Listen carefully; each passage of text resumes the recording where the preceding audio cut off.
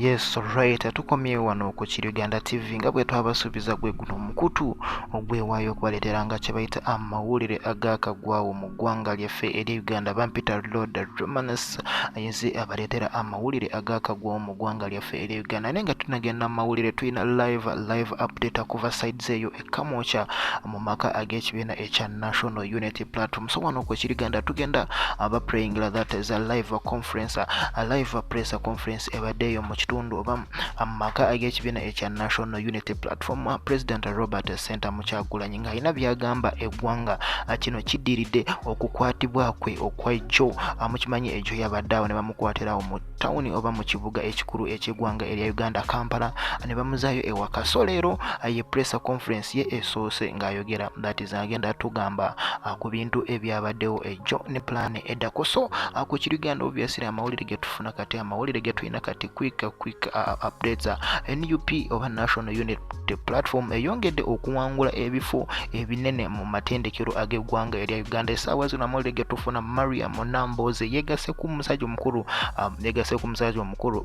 that is Mbaziira eyawangula that is side ze ekyambogo ku bwa guild president. So Mariam Namboze wa kibiina ekya National Unity Platform awangudde obwa guild president bw'ettendekero erya Ndeje. So ekyo kirungi nnyo that is ku kibiina ekya National Unity Platform. Then amalala getufuna that is kuva update nga bwe twabasuubiza tujja baleeteranga update ku ebyo abantu abafunye obuzibu ng'ekizimbe ekya Fido Dido kigudde. So waliwo omuwala bamuyita Asimwe Lolita Bresa, ono abadde asomera ku ttendekero erya UCU oba osobola ogiyita Uganda Christian University, akakasibwa nti amufu. Essaawa zino ye update gye tufuna kuva sides eyo that is ku Fido Dido oba kabenje akabaddewo ku Fido Dido. So over akatugenda omusajja omukulu President Robert Center Muchagulanyi atufune byatugamba wano ku Kili Uganda TV.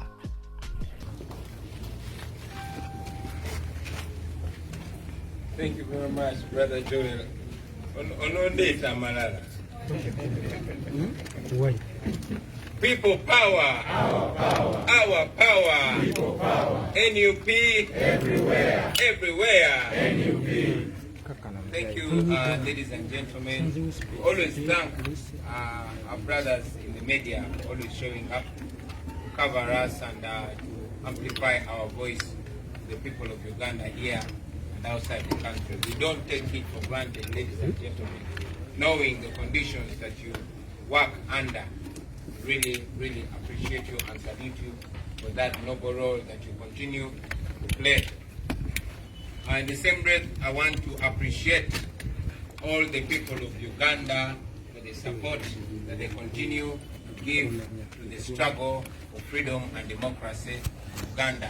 Those that are in Uganda and those that are in the diaspora. But again, in a very special way, I want to thank the leaders that joined me yesterday in a peaceful protest in demand for the return of our people.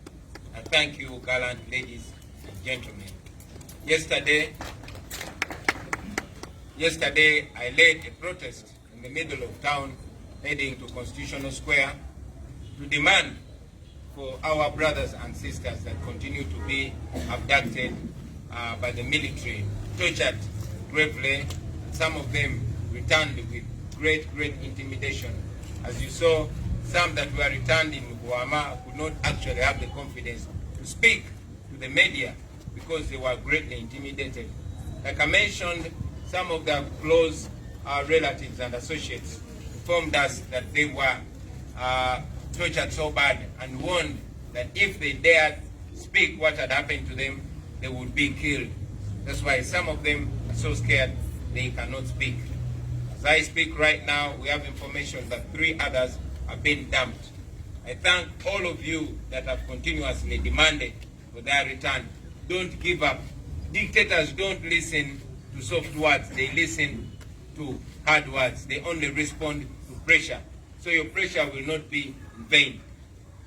I want to remind you, ladies and gentlemen, that peacefully protesting is a right. It is enshrined in our Constitution, Article 29. You have that right to protest. No Ugandan has ever been convicted for peacefully protesting. No.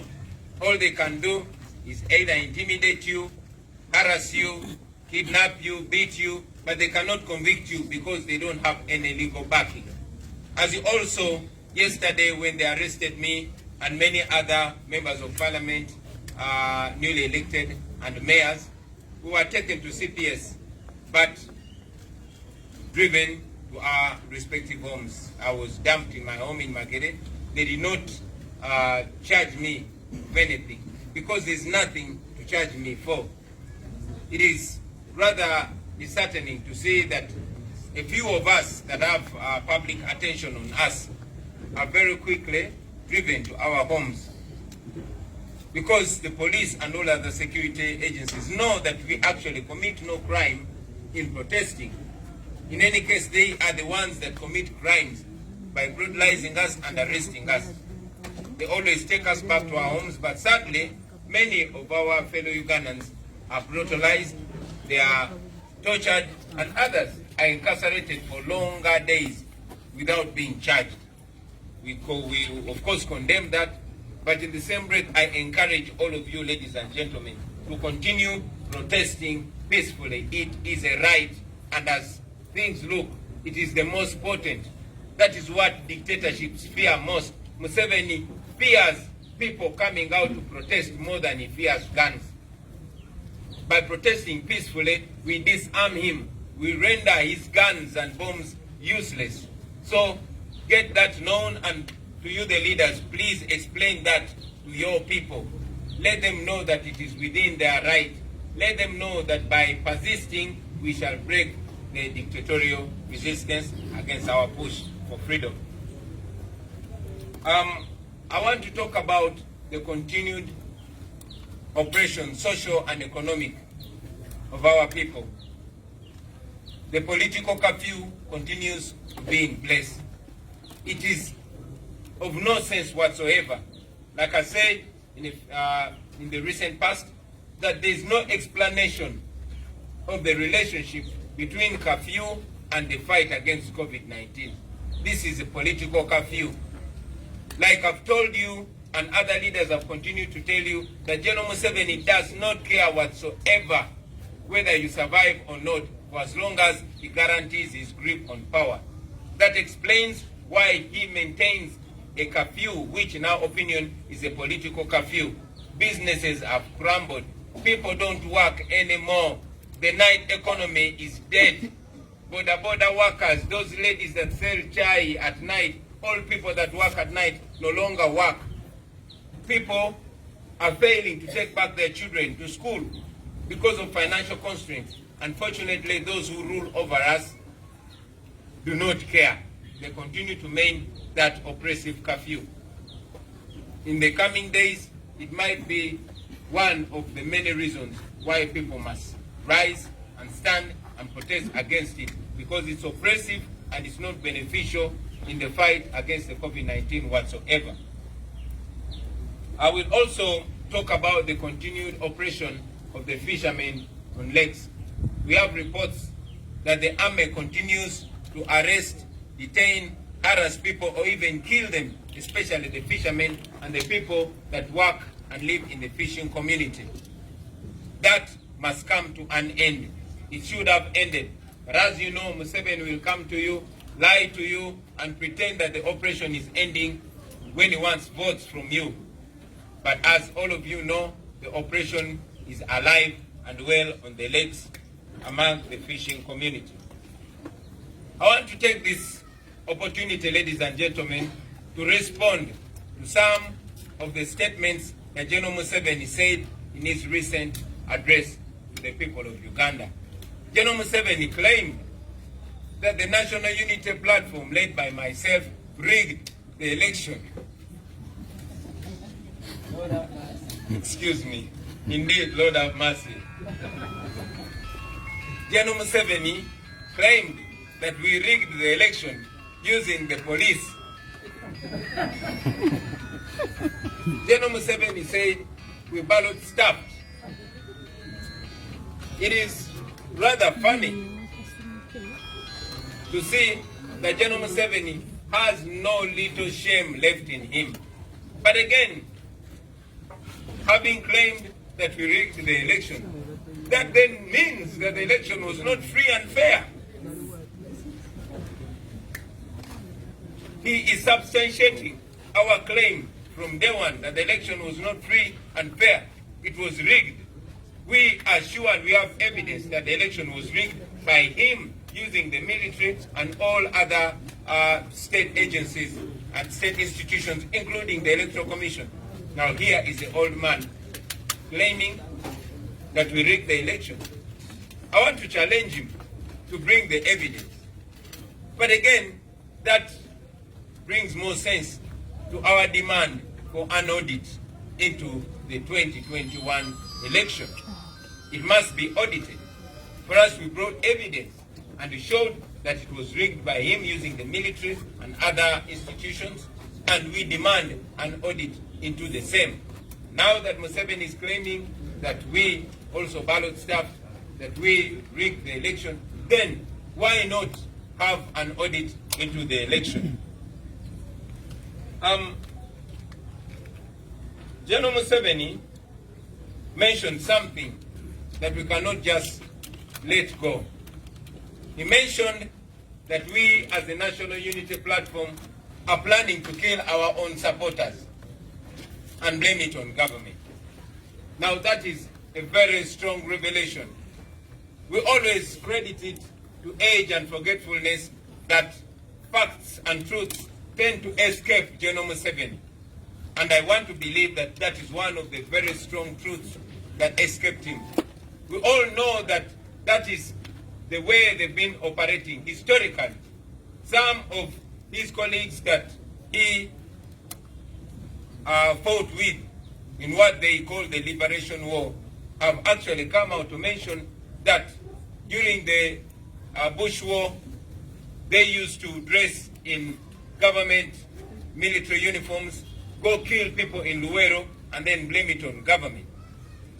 And General Museveni has in the recent past come out and said that when it gets tough, they will return to their Luwero tactics, to their NRA tactics. Now, I want to believe that some of the NRA tactics escaped him. We know that the regime has been the one killing people. It's under General Museveni's watch that many Ugandans have been killed. Kawesa was killed. Abiriga was killed. Many Muslim sheikhs were killed. And up to today, no explanation has been given. When General Museveni came out after the murder of Zebra, the professional boxer, he indeed accepted that it is his security that had murdered Zebra in cold blood. Unfortunately, up to now, no report has been given. Nobody has been held accountable. The police came out and said they have found who killed Zebra, although General Museveni had told us that he knows who killed him. But the police said they were waiting for orders from General Museveni to arrest the killers. That explains that the killers are known. Therefore, we are concerned, we are very concerned that General Museveni might actually be intending to kill more of our supporters. That must have escaped him.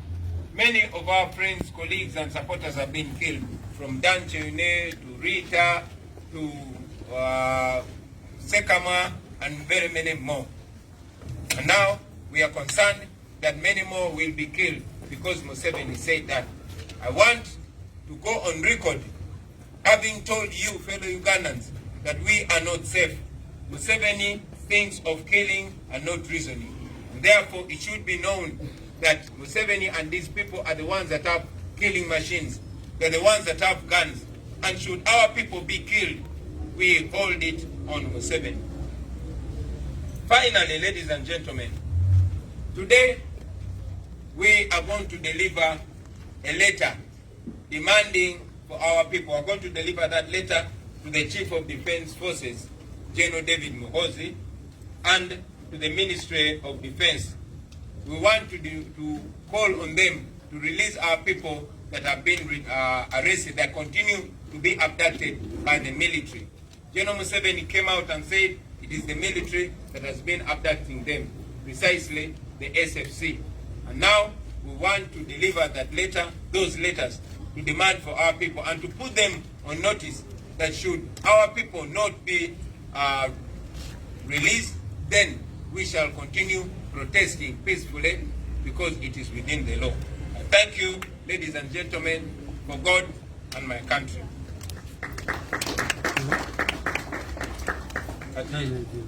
Those are busy in Uganda.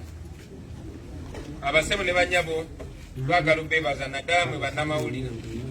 Kuliranga kitukakatako okubebaza olw'okujjanga ne mutuusa amawulire ge tulina eri bannayuganda bannaffe n'okwongerayo eddoboozi lyaffe ery'okulwanirira eddembe n'obwenkanya mu Uganda.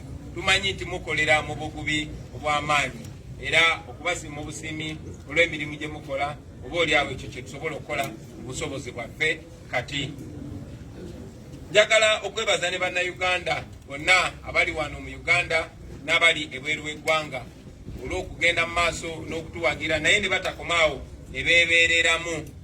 Njagala okwebaza bakulembeze bannange abaneegaseeko olunaku lwajjo kugenda okubanja abantu baffe, kugenda okwekalakaasa mu ddembe. Twabadde ne bamemba ba palamenti abalonde ne bameyazi abalonde n'abakulembeze ab'emitendera emirala, era njagala okukozesa omukisa guno okubakunga mwenna okugenda mu maaso n'okwekalakaasa mu ddembe, kubanga bano bannakyemalira abawulira pressure yokka. Tosobola basaba bulungi ne bakkiriza okugoberera amateeka. So njagala obebaza mwenna mwenna.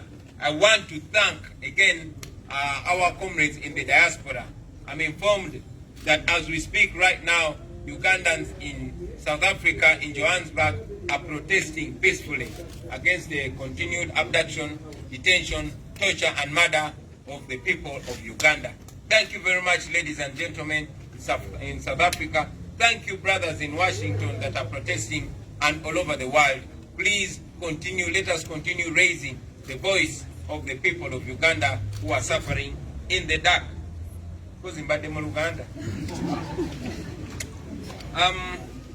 Njagala okubategeeza bannayuganda bannange nti eryo ddembe lyammwe okwekalakasa mu ddembe.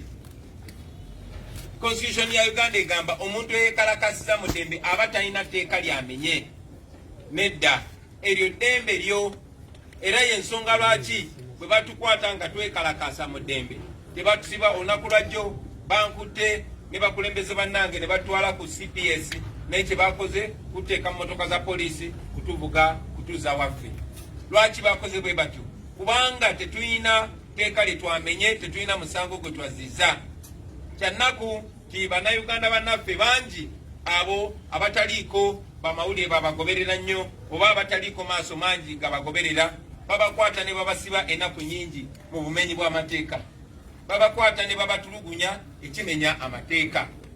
Naye njagala obbazaamu amaanyi bassebo ne bannyabo nti okwekalakaasa mu ddembe kyekyokulwanyisa ekisinga amaanyi bannakyemalira kye basinga okutya. Lwaki Museveni atya nnyo bannayuganda okuvaayo okwekalakaasa? Kuba alabye nti bannakyemalira banne ba Gaddafi, ba Mugabe, ba Bashiru, ba Mubaraka bonna bannansi abekalakasa mu ddembe be babagjeeko.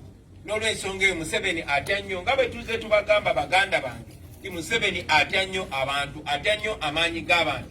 N'olw'ensonga eyo temulekeraawo, temuzikiza ng'engombo yaffe weeri, tewali kola ki muzikiza. Njagala okuvumirira kafyu ow'ebyobufuzi gwe bagenze mu maaso nga balemezaawo, aziŋŋamizza emirimu gy'abantu, aziŋŋamizza ebyenfuna by'abantu. Bannaffe bangi abakakala b'emirimu gyabwe ekiro, abakozi abavuga bodaboda, abavuga takisi, abatunda emmere n'abakola mu bifo ebisanyukirwamu n'emirimu emirala mingi nnyo egikolebwa ekiro, kigenze maaso n'okuziŋŋama. Abantu famire zaabwe zimenyesemenyeseemu. Abazadde bannaffe bangi balemeddwa okuzaayo abaana ku masomero kubanga ebyenfuna byabwe byaziŋŋama. Naye Mwami Museveni nga bwe tuze nga tubagamba ti ye tafaayo bannayuganda bizibu bye batuuseeko kasita asigala nga yeremeza mu buyinza. Ensonga lwaki kafyu eno ey'ebyobufuzi eremeddewo paka kati. Tugivumirira era nga nyongera obategeeza nti eyo kafi gye bataddewo ey'ebyobufuzi singa tebagijjaawo amangu ddala oba oliawo nayo eyinza okufuuka emu ku nsonga lwaki abantu balaga obutali bumativu, lwaki abantu beekalakaasa. Kubanga toyina Museveni alemeddwe okunnyonnyola enkwatagana ya kafyu n'okulwanyisa ekirwadde ekya COVID-19. Olunaku lwa leero sente nyingi nnyo ez'omuwa omusolo n'ezo ezeewoleddwa zigenze zibbibwa. Biliyoni ne biliyoni nyingi zibbiddwa nga zibbibwa baani abo kagurupu akatono akeetolodde Museveni. Ate nga bwe mumanyi obuli bw'enguzi bukulemberwa Museveni ne banne abamwetoolodde. Naye abantu bagenze maaso n'okubonaabona, abazadde nga bategeeza balemeddwa okuzaayo abaana baabwe ku ssomero. Naye ate ne bannaffe naddala ababeera ku nnyanja, abavubi n'abo ababeera mu zi community ezikwatagana n'emyalo bagenze maaso okufuna obuzibu nga batulugunyizibwa, bakubibwa, basibibwa, n'ebiseera bingi nga battibwa amagye. Tutegeezeddwa nti bannaffe abavubi nabo bafunamu akabembeekereza kanaku ntono Mwami Museveni nga bwazze afera bannayuganda nti ajjawo okunyigirizibwa eri abavubi. Amagye gaddamu dda okubakana n'omulimu gw'okutulugunya, okutta abavubi. Ekintu ekikyamu tukivumirira era nakyo twagala kikome embagirawo. Munzikirize ntwale omukisa guno okwanukula ebimu ku bigambo Mwami Museveni bye yayogedde ng'ayogerako eri bannayuganda. Mwami Museveni wakati mu kubulwa obuswavu, wakati mu butaswala, yavuddeyo n'agamba ti National Unity Platform nange Kyagulanyi twabba obululu nga tukozesa poliisi. Byampuna bannayuganda bannange era bisesa. Mwami Museveni mu butaswala yagamba ti ffe twabba obululu, yagamba twapakira obululu mu bokisi nga tukozesa abapoliisi. Kati ekyo kitegeeza ki? Bw'abanga byayogera abitegeeza nga tebyamusumatuse busumatuse, then akakasa kyetubadde twogera bulijjo kyokulonda tekwali kwa mazima na bwenkanya. Emu ku nsonga zetwatwala mu kooti newankubadde ekooti yalaga kyekubira, era ebimu ku bintu bye tubadde nga tubanja era byetukyagenda maaso n'okubanja kwe ku auditinga oba okukuba tooki mu kulonda kuno okwakaggwa. Ffe twavaayo n'obukakafu, twavaayo ne evidence n'ebizibiti ebiraga nti okulonda kuno kwali kujjudde vulugu, kwali kujjudde obubbi. Mwami Museveni teyakuwangula, titwakuwangula. Mwami Museveni namuwangula. Nkiddamu, Mwami Museveni twamuwangula.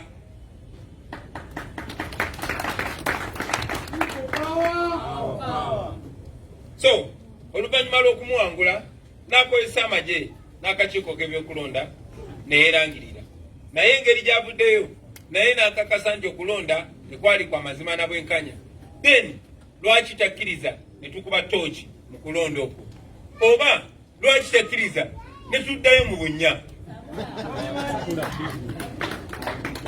Akalulu ako ne kaddibwamu, naye bw'alina kyemalira ng'enkola y'abannakyemalira bweri, bakozesa kulimba na kutiisatiisa.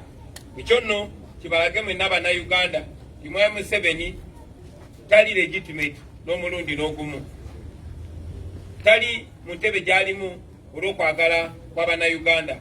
Bannayuganda balonda omuntu mulala nnyo era y'oyo ayimiridde maaso gammwe olwaleero.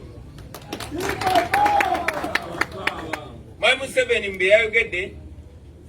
yayogedde nti ffe aba NUP tupulaninga okutemula abantu baffe tunenye gavumenti. Ekyo nno basebo ne bannyabo saagala mu kitwale nga kintu kitono.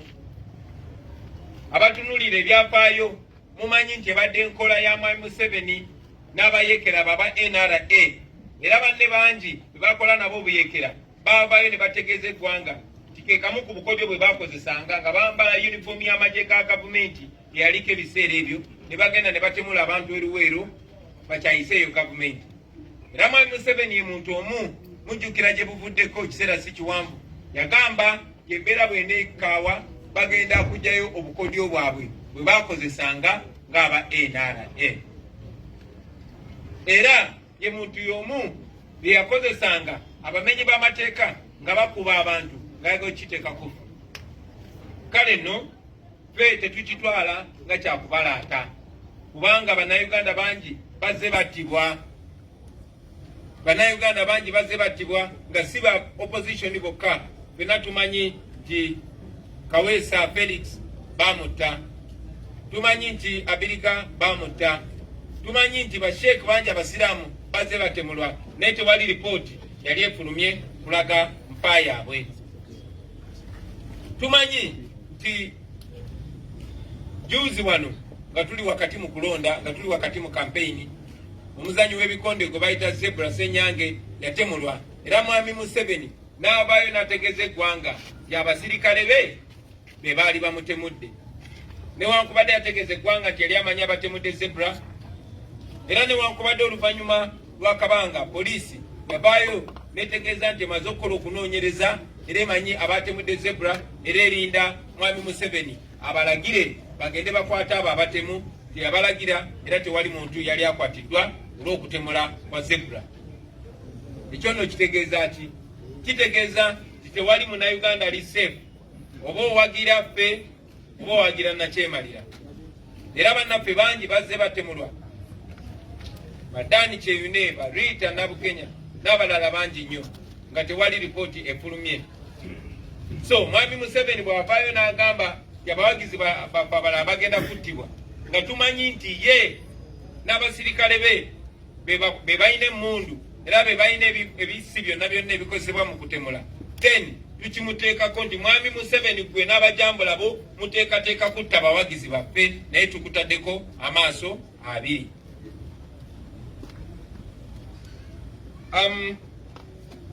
Njagala okumaliriza nga mpita Bannayuganda mwenna gye muli, abakulembeze mu mitendera egy'enjawulo, abakulembeze b'amadiini, abakulembeze b'ennono, abakulembeze mu businesses n'abakulembeze mu by'obukulembeze byewandiise ebyobufuzi, nti muveeyo mukulembere abantu bammwe okulwanirira obulamu bwabwe mu ddembe.